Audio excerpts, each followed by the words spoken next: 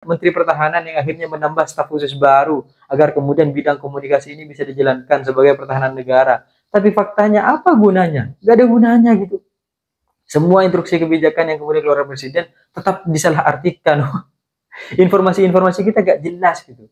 Mana kita melihat dan mendapatkan informasi yang begitu jelas terkait dengan kebijakan, dan rasa-rasanya staf-staf khusus yang dimiliki oleh Bapak Presiden itu tidak berguna selain sebagai hiasan.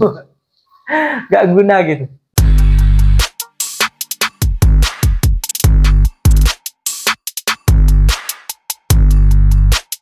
Hai korban ghosting, ternyata proses pergantian pemain begitu cepat terjadi. Ibaratnya pasangan kita masih berjuang setengah hari, tiba-tiba malamnya sudah makan malam sama orang lain. Ini kan akhirnya kita menjadi orang yang sakit hati, meskipun memang ada berbagai macam ketidaksesuaian ketika kita sedang mengajak makan siang kekasih atau orang yang sedang kita sayangi. Entah mulai dari yang kemudian gak membayarnya sehingga akhirnya ceweknya merasa risih gitu kan, atau berbagai macam peristiwa-peristiwa lain yang mengharuskan si perempuan atau sang lelaki, kekasih-kekasih itu harus berjalan dengan orang lain untuk mencapai kepuasan dan kesesuaiannya. Dan hal ini tidak terjadi antara pasangan dan hubungan, tapi juga dalam tata kelola pemerintahan. Kita tahu bersama bahwa akhir-akhir ini akhirnya Bapak Presiden kita Prabowo Subianto melakukan reshuffle kabinet untuk pertama kalinya. Cuma akhirnya yang cukup sama dengan apa yang kemudian dilakukan oleh Bapak Jokowi adalah tentang hari Rabunya. Ini memang Rabu nih hari kiamat, hari keramat gitu kan, sehingga memang ada berbagai macam proses-proses pergantian pemain yang terjadi di hari Rabu. Dan kita lihat bagaimana kemudian akhirnya reshuffle kabinet pertama kali, kabinet merah putih di bawah kepemimpinan Prabowo Subianto melakukan pergantian itu. Satu yang kemudian diganti terkait menterinya adalah tentang Menteri Dikti Saintek, Pendidikan Perguruan Tinggi, Sains dan Teknologi. Akhirnya dari segala macam peristiwa diganti gitu. Pak Satrio Sumantri Bojonegoro akhirnya setelah 122 hari diganti. Kita tahu bersama bahwa cerita masa lalu Pak Satrio Sumantri Bojonegoro ini memberikan berbagai macam luka kenangan yang cukup baik. Mulai dari berbagai macam peristiwa-peristiwa aksi demonstrasi, penolakan-penolakan tentang UKT-UKT, dan akhirnya tampar menampar yang kemudian viral dan tidak diakui, itu banyak beredar gitu. Sampai ada pernyataan-pernyataan yang kemudian mendukung bahwa sebenarnya Pak Satrio Sumantri Bojonegoro tidak begitu orangnya tegas, orangnya clear gitu kan, bersih dari berbagai macam urusan-urusan yang memang selama ini ada dalam penyakit-penyakit tubuh pejabat dan pemerintah gitu. Tapi ketika akhirnya hari ini terlihat bahwa semuanya selesai dan semuanya menjadi perubahan-perubahan dan pergantian pemain baru, kita bisa melihat bagaimana alasan yang kemudian keluar dari Pak Satrio Sumantri Bojonegoro ketika akhirnya hari ini direshuffle. Alasan yang keluar dari beliau adalah tentang bahwa sebenarnya sebelum ini Pak Satrio Sumantri Bojonegoro telah mengajukan surat pengunduran diri. Mungkin beliau capek jadi menteri. Makanya akhirnya mengundurkan diri aja lah, daripada dari kemarin ada banyak isu yang kemudian bermasalah gitu kan, belum lagi anggaran-anggaran yang kemudian dipotong, ya nanti saya juga yang bermasalah gitu kan. Mending saya ngundurin diri aja lah gitu. Sehingga dari semua peristiwa dan kejadian ini Pak Sumantri Bojonegoro akhirnya mengundurkan diri dari posisi perguruan Menteri Pendidikan Tinggi dan Saintek. Tapi ketika dilihat memang berbagai macam proses reshuffle kabinet yang dilakukan oleh Pak Prabowo Subianto, ini sebenarnya memang sudah diisukan sejak lama. Tapi kalau akhirnya ternyata hanya Pak Menteri Sumantri Bojonegoro yang kemudian reshuffle, kita jadi bertanya-tanya sebenarnya. Ini antara Pak Satrio Sumantri Bojonegoro yang tidak kuat, atau memang ada ketidakselarasan dan ketidaksesuaian. Kalau selama ini berbagai macam problematika yang kemudian terjadi antara Pak Prabowo sebagai presiden pimpinan tertinggi dan Pak Satrio Sumantri Bojonegoro sebagai Menteri Dikti Saintek, ini tidak ada persoalan yang cukup berat dan cukup signifikan, kecuali kasus-kasus peristiwa-peristiwa tampar menampar, ya kan, internal yang kemudian akhirnya bisa ada aksi demonstrasi. Ini kan baru sekarang gitu, internal kementerian melakukan aksi demonstrasi kepada menterinya. Kurang ajar. Tapi dari berbagai macam peristiwa itu mungkin memang sudah waktunya Menteri Dikti Saintek diganti, sehingga selama ini memang progres-progres itu tidak terlalu terlihat, dan ada berbagai macam peristiwa atau kalimat yang akhirnya malah menjadi satu peristiwa sosial, permasalahan sosial, salah satunya ketika mengatakan bahwa ya kalau anggarannya dipangkas, ya nanti salah satu solusi alternatif dari para kampus-kampus ya tentang kenaikan UKT, tentang kenaikan pembiayaan-pembiayaan yang kemudian dibebani kepada mahasiswa.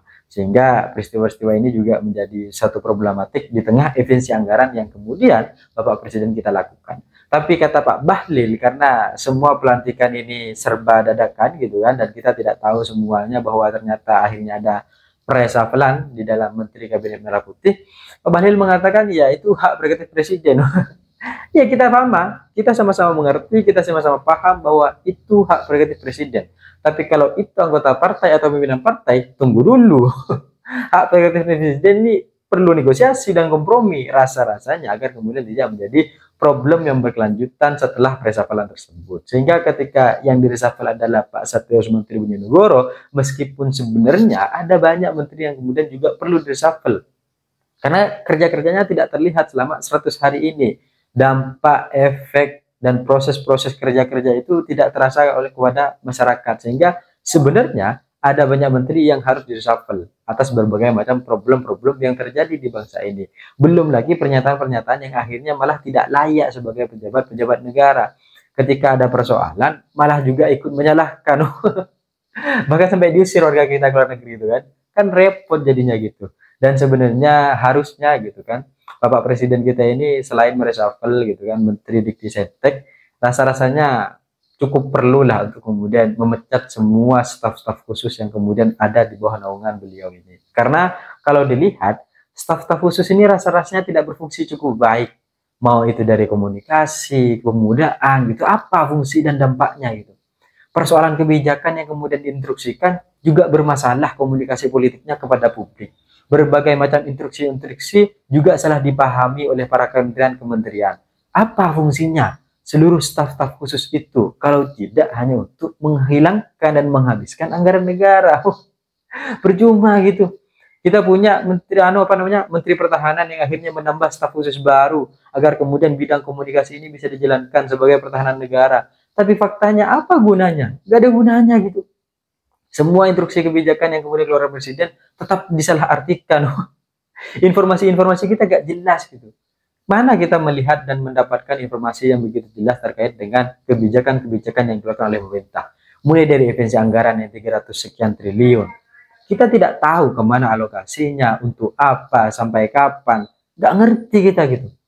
Atau terkait dengan berbagai macam instruksi-instruksi terkait dengan penataan kelolaan kebijakan LPG. Atau berbagai macam hal lain yang kemudian sudah menjadi instruksi Presiden untuk pemangkasan anggaran. Tapi pada fakta dan lapangannya tidak semua hal itu berfungsi dengan baik sehingga komunikasi yang dilakukan oleh pemerintah kepada publik buruk. Dan masyarakat tidak mendapatkan informasi-informasi itu. Makanya hari ini kemudian muncul berbagai macam aksi-aksi demonstrasi yang terjadi. Karena apa? Karena kita tidak mendapatkan kejelasan kemana efisiensi anggaran dilakukan. Kemana pemangkasan semua itu dilakukan? Padahal kita tahu bersama bahwa sektor pendidikan dan kesehatan adalah amanat konstitusi yang kemudian harus diberikan secara layak kepada seluruh masyarakat. Oke, ada berbagai macam program gratis terkait dengan cek kesehatan. Tapi kan ini juga harus ditata. Tidak sembrono kemudian ya sudahlah pokok dipangkas kemudian dialihkan. Tata kelolanya akhirnya hilang. Ketika hilang, maka siapa yang kemudian akan bisa mempertanggungjawabkan ketika data itu nggak ada? Nah, persoalan inilah yang kemudian akhirnya menjadi satu masalah di dalam berbagai macam proses aksi demonstrasi, dan rasa-rasanya staf-staf khusus yang dimiliki oleh Bapak Presiden itu tidak berguna selain sebagai hiasan. Gak guna gitu. Ngapain mereka selama ini? Daripada menteri-menteri yang selama ini juga cukup bekerja gitu kan. Bahkan biasanya semakin banyak menteri bekerja akan semakin banyak koreksi-koreksi dan evaluasi. Bagus. Tapi kalau staf-staf khusus, kemana mereka? Ngapain aja? Apakah mereka hanya menikmati berbagai macam jabatan dan duduk-duduk aja gitu kan? Jadi kalau ke depan mungkin akan ada reshuffle lagi, kalau ke depan akan ada pergantian posisi-posisi menteri lagi, rasa-rasanya staf-staf khusus ini juga perlu dipecat dan selesaikan seperti berbagai macam peristiwa-peristiwa yang sudah terjadi, agar apa efisiensi juga terjadi dan berbagai macam persoalan negeri ini tidak menjadi percuma dan sia-sia hanya karena membayar mereka tapi mereka tidak bisa melakukan kelakuan yang seharusnya dilakukan agar kemudian mengkomunikasikan segala persoalannya kebijakan pemerintah kepada publik dengan baik. Sehingga harapannya kalau ke depan mungkin akan ada reshuffle, setidaknya Bapak Presiden mempertimbangkan staf khusus untuk diselesaikan dan diberhentikan. Lumayan untuk revisi anggaran, ya kan? Lumayan lah, kecil-kecilan gitu kan. Dan apapun yang kemudian terjadi hari ini, reshuffle kabinet memang menjadi perlu, dan berbagai macam persoalan tidak hanya dilihat hanya karena mundurkan diri atau hanya lingkungan yang tidak baik, tapi berbagai macam kebijakan-kebijakan yang seharusnya tidak sampai pada masyarakat itu juga perlu diperbaiki. Saya pikir itu cita-cita saya, yang seperti Gibran, tapi saya sadar diri dan sadar posisi. See you.